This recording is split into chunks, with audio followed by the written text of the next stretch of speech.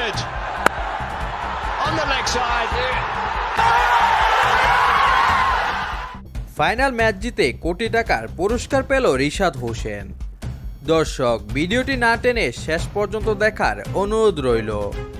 PSL এর শেষের দিকে একের পর এক দুর্দান্ত ম্যাচ খেলে ফাইনালে জায়গা করে নিয়েছিল বাংলাদেশের ক্রিকেটার সাকিব আল হাসান এবং রিশাদ হোসেনের দল লাহোর কালান্দার্স।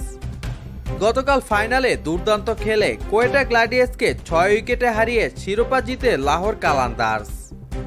গতকাল ফাইনাল ম্যাচে লাহোরের গাদ্দাফি স্টেডিয়ামে টস জিতে ব্যাটিং করতে নেমে 20 ওভারে 9 উইকেট হারিয়ে 201 রান করে কোয়েটা। তবে রান তাড়া করতে নেমে এক বল বাকি থাকতে 4 উইকেটে হারিয়ে জয় তুলে নেয় লাহোর কালান্দার্স। তবে রান তাড়ায় শুরুটা ভালো হলেও মাঝের ওভারগুলোতে মনে হয়েছিল শিরোপা হয়তো আর জিততে পারবে না সাকিব রিশাদরা।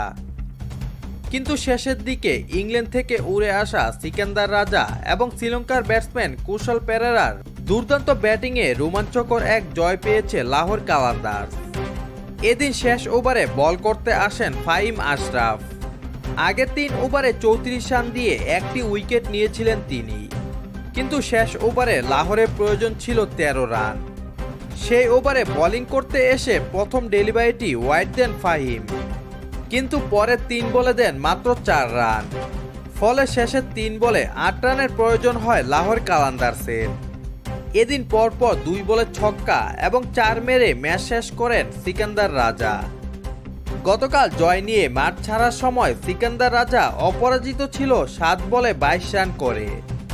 অন্যদিকে কুশল পেরেরার রান ছিল 31 বলে অপরাজিত 62 রানের।